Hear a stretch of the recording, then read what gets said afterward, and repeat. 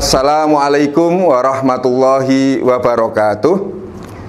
Innal hamdalillah nahmaduhu wa nasta'inuhu wa nastaghfiruh. Asyhadu an la ilaha illallah wahdahu la syarikalah wa asyhadu anna Muhammadan abduhu wa rasuluhu la nabiyya ba'dah. Allahumma shalli wa sallim ala nabiyyina Muhammadin wa ala alihi wa ashabi ajma'in. Warhamna ma'hum birahmatika ya arhamar rahimin. Pemirsa kajianmu yang dirahmati Allah Subhanahu wa taala, alhamdulillah kita masih diberikan kesempatan untuk melaksanakan puasa di bulan Ramadan tahun ini. Mudah-mudahan kita semua bisa melaksanakan dengan sempurna dan mendapatkan ridha Allah Subhanahu wa taala. Tentu pelaksanaan puasa ini dalam rangka melaksanakan perintah Allah Subhanahu wa taala sebagaimana Allah berfirman dalam Quran surat Al-Baqarah ayat 183. A'udzu billahi minasyaitonir rajim.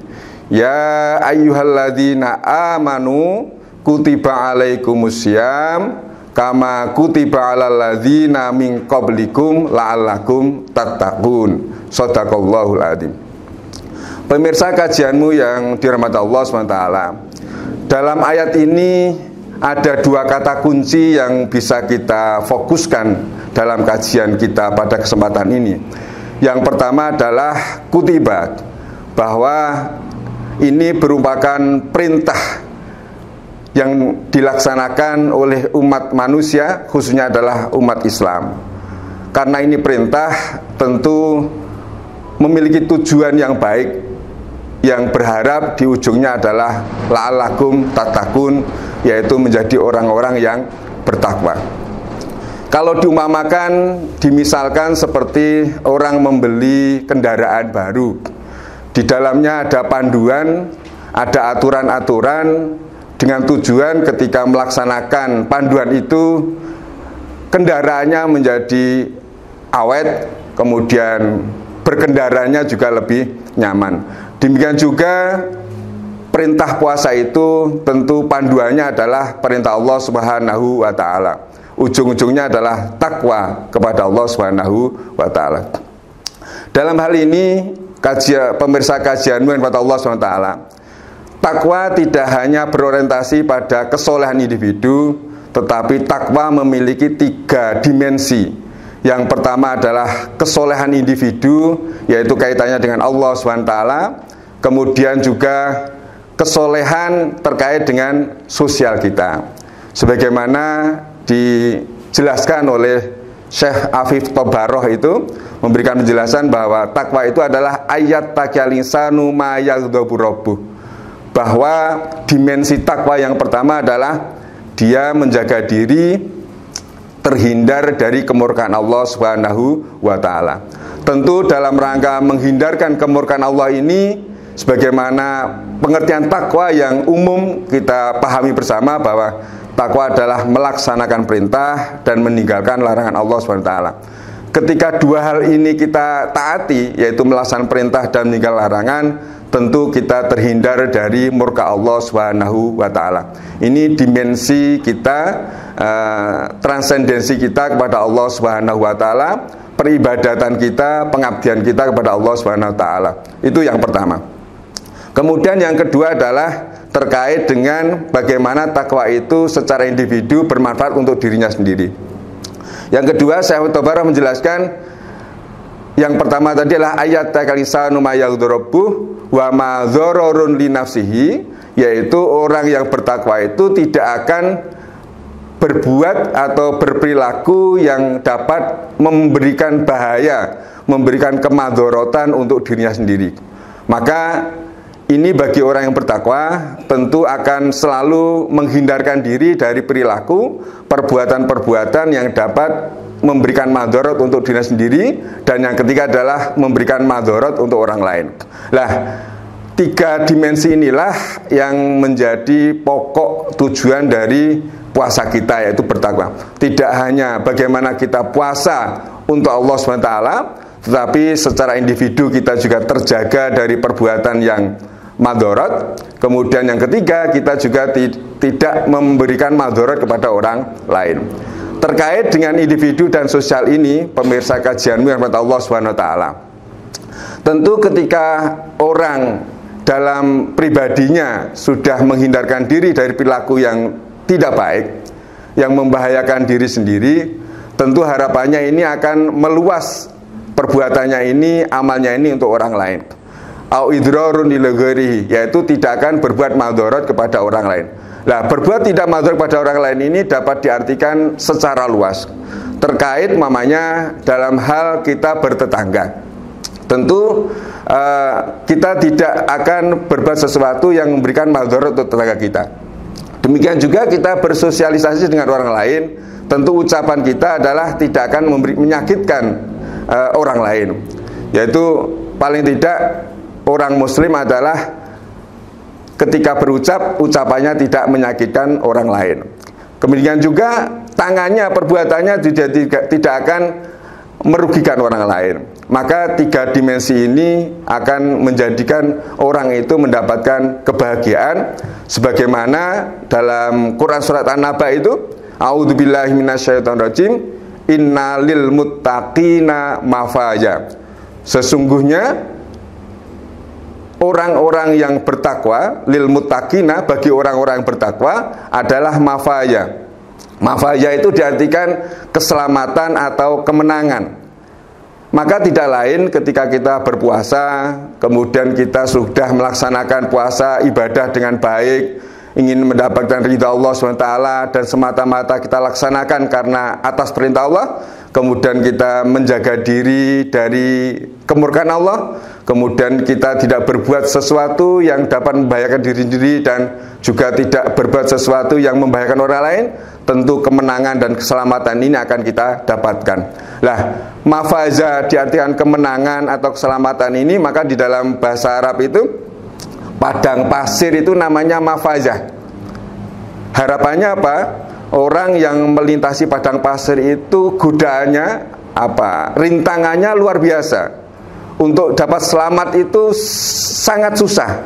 Maka dinamakan mafaza. Harapannya adalah ini tafaul, jadi harapan mudah-mudahan orang yang berjalan melintasi padang pasir itu akan selamat karena saking banyaknya rintangan yang ada di padang pasir, namanya mafaza. Nah, demikian juga kita berpuasa.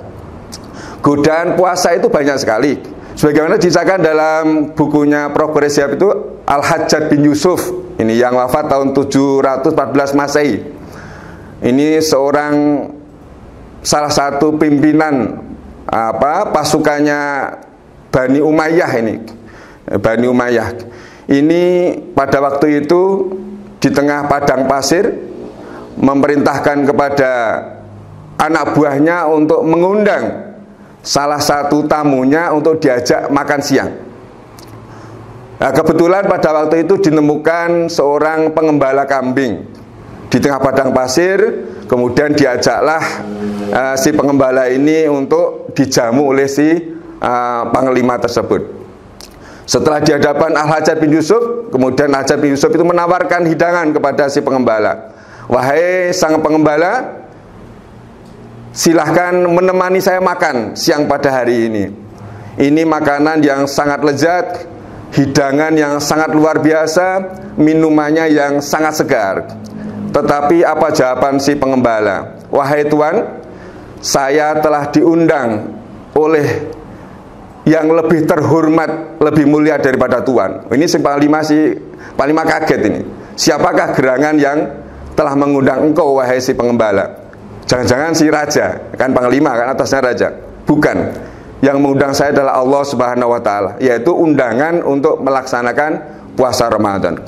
Lah, jawaban ini tentu satu hal yang mengagetkan bagi si panglima tersebut. Harapannya dengan diundang oleh panglima tersebut, si pengembala ini mau untuk menemani makan siang. Tapi jawabannya adalah dia telah diundang oleh yang lebih mulia daripada Tuhan.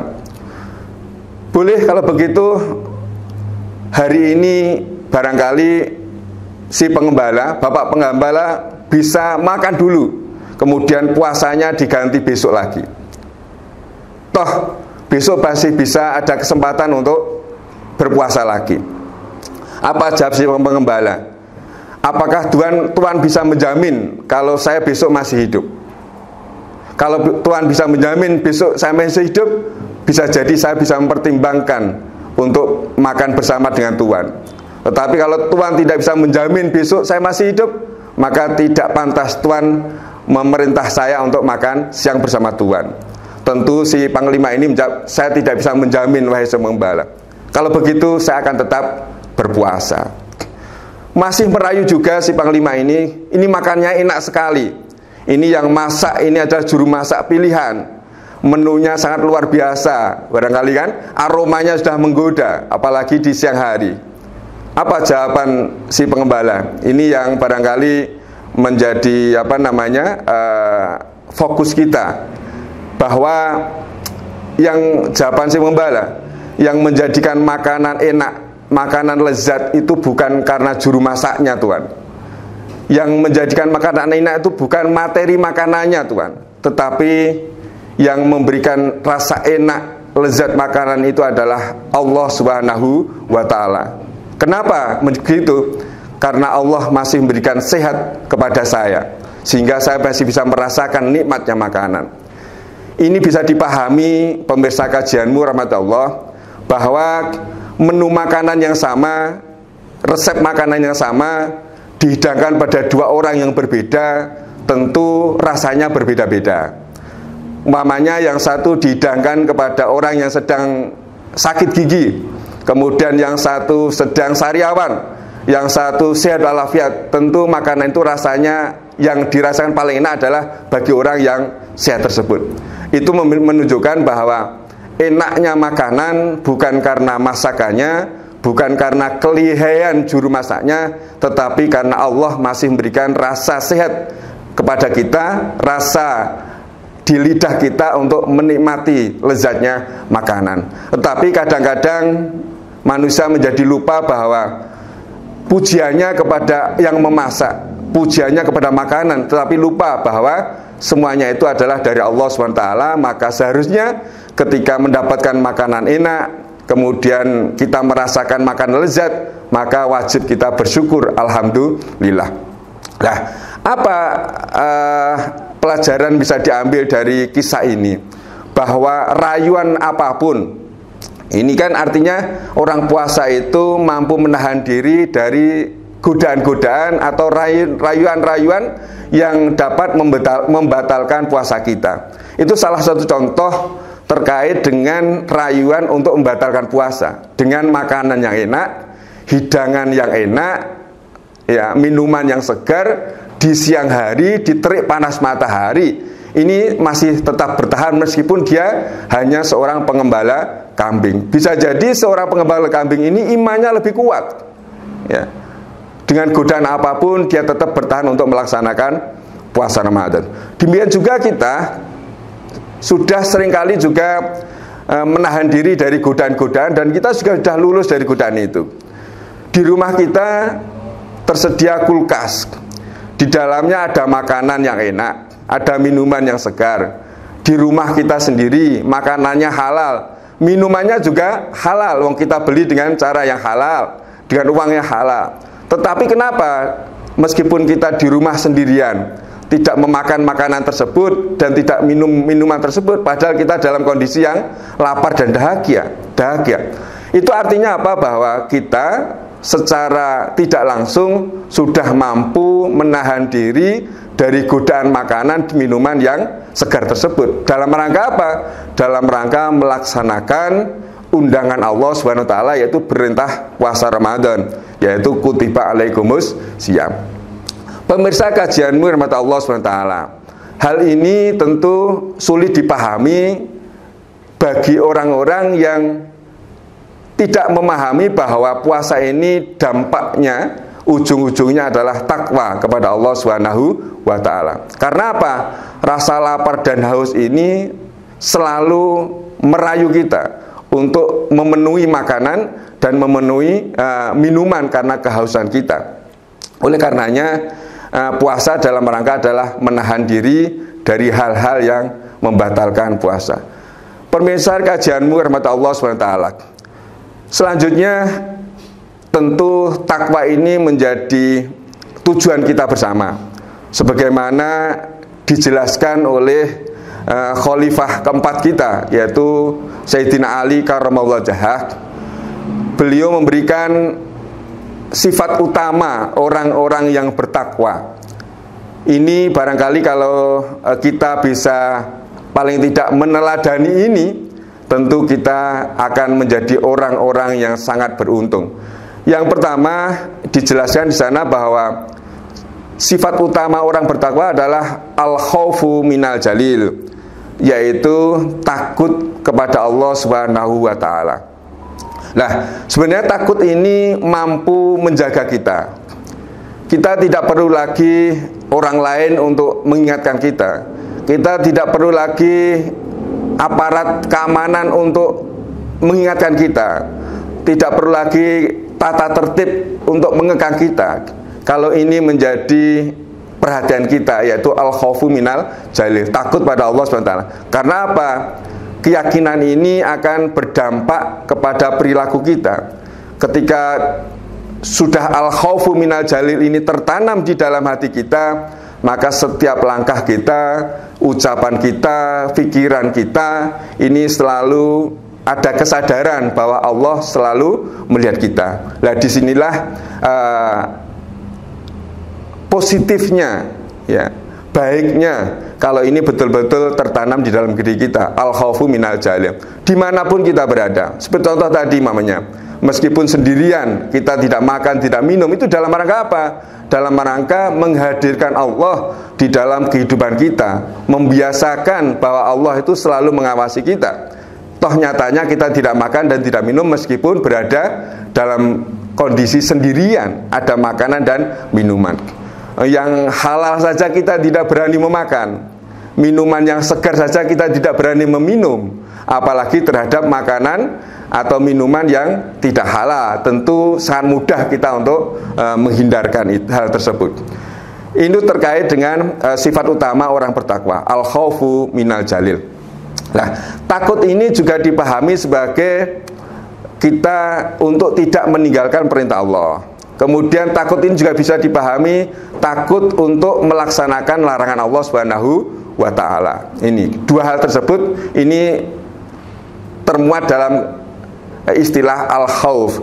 Kemudian yang kedua adalah wal amalu bitanzil, yaitu mengamalkan apa yang diturunkan oleh Allah dalam Al-Qur'annya, dalam kitab sucinya. Ini seperti halnya tadi perintah Quran surat Al-Baqarah ayat 183 tersebut. Ini dalam rangka al-amalu bitanzil, yaitu melaksanakan apa yang diturunkan oleh Allah Subhanahu wa taala. Tentu ini tidak mudah, pemirsa kajian firman Allah Subhanahu wa taala. Karena banyaknya apa yang diturunkan Allah di dalam kitab Al-Qur'an dan kemudian sunnah-sunnah Nabi, tentu banyak yang bisa kita amalkan. Tetapi barangkali kesempatan kita mengamalkan juga perlu kita tingkatkan untuk bisa mengamalkan lebih banyak. Apalagi di bulan Ramadan, tentu kita berharap untuk lebih banyak mengamalkan apa yang diturunkan oleh Allah, kemudian mengamalkan kebaikan-kebaikan apa yang sudah diajarkan oleh Nabi Muhammad Sallallahu Alaihi Wasallam, yaitu wal amalu bit tanzil. Jadi mengamalkan. Nah, dalam hal ini pemirsa kajian Allah SWT, mengamalkan dengan apa yang turunkan Allah ini tentu dalam konteks tidak ada pembantahan, tidak ada pemprotesan. Umpamanya ketika ada perintah aqimus sholah, dirikanlah sholat, langsung saja dilaksanakan, tidak perlu ada kenapa subuh-subuh masih pagi, masih tidur nyenyak harus sholat. Ini artinya apa? Masih ada pembantahan. Kemudian di siang hari terik matahari, kenapa harus menahan haus? Bukankah ada air yang bisa diminum? Ini artinya apa? Belum sepenuhnya memahami apa yang dimaksud dengan wal amalu bit tanzil, yaitu mengamalkan apa yang diturunkan oleh Allah SWT melalui perintah-perintahnya, melalui sunnah Nabi Muhammad Sallallahu Alaihi Wasallam. Jadi tidak ada pemerintah. Tentu karena apa? Karena apa yang diperintahkan itu akan berdampak baik bagi si manusia itu sendiri. Sebagaimana tadi panduan orang membeli produk baru, ada panduannya, kita laksanakan, tentu produknya itu akan awet dan nyaman untuk digunakan. Kemudian yang ketiga, sifat utama bagi seorang mutakin, orang bertakwa adalah waridho bil qalil, yaitu rela terhadap apapun yang diberikan Allah SWT, meskipun menurut kita itu sedikit. Jumlah sedikit ini tentu sangat relatif. Bisa jadi sedikit itu lebih barokah, syukur-syukur banyak lebih barokah, itu lebih baik. Tetapi terkadang kebanyakan ketika mendapat sedikit ini belum ridho. Kalau banyak baru ridho. Ini dalam hal ini suatu sama seorang mutakin adalah waridho bil qalil, yaitu ridho terhadap pemberian Allah meskipun itu kecil kelihatannya kecil. Tetapi keridhoan yang sedikit ini harapannya adalah dapat dimanfaatkan untuk mendapatkan amalan-amalan yang lebih barokah. Sedikit tapi barokah, itu lebih baik. Karena apa? Dengan kebarokahan itu akan menimbulkan kebaikan, amalan-amalan yang lebih baik. Ridho bil qalil. Kemudian yang keempat menurut Sayyidina Ali adalah terkait dengan wal istidadu liyaumir rohil, yaitu orang yang bertakwa, sifat utama yang keempat adalah al istidad liyaumir rohil, yaitu mempersiapkan diri untuk hari akhirat. Tentu ini tidak gampang bagi kita, karena kehidupan dunia ini sangat menggoda. Wabtaghi fi ma atakallahu darul akhirah wala tansa nasibaka minat dunia. Kita meskipun kehidupan dunia ini sangat menyenangkan, tetapi bagaimana kehidupan dunia ini kita persiapkan untuk kehidupan akhirat. Ini karena bagian menjadi sifat utama seorang mutakin. Kesiapan akhirat itu harus kita siapkan. Bagaimana kehidupan kita itu kita siapkan untuk bekal besok di akhirat. Karena memang hidup ini tidak lama. Hidup ini adalah hanya beberapa saat kita bisa melaksanakannya. Oleh karenanya dalam kesempatan puasa Ramadan ini, kesempatan yang sangat luar biasa, pahala dilipat gandakan, Allah sangat membuka lebar pintu-pintu maafnya. Oleh karenanya kita maksimalkan bulan Ramadan ini dengan sepenuh hati, sekuat tenaga untuk mendapatkan ridha Allah, mengamalkan amalan-amalan ibadah dalam rangka untuk memupuk kesiapan kita, membawa bekal kita besok di akhirat untuk menjadi orang-orang yang menang, yaitu orang-orang yang muttaqin, yaitu orang-orang yang mendapatkan keselamatan dan kemenangan. Innalil muttaqina mafaya, sesungguhnya orang-orang yang bertakwa adalah akan mendapatkan keselamatan dan kemenangan. Mudah-mudahan kita semua dapat melaksanakan Ramadan ini, harapannya menjadi orang-orang yang bertakwa. Amin amin ya robbal alamin. Nasru minallah wa qarib. Billahi taufiq wal hidayah. Wassalamualaikum warahmatullahi wabarakatuh.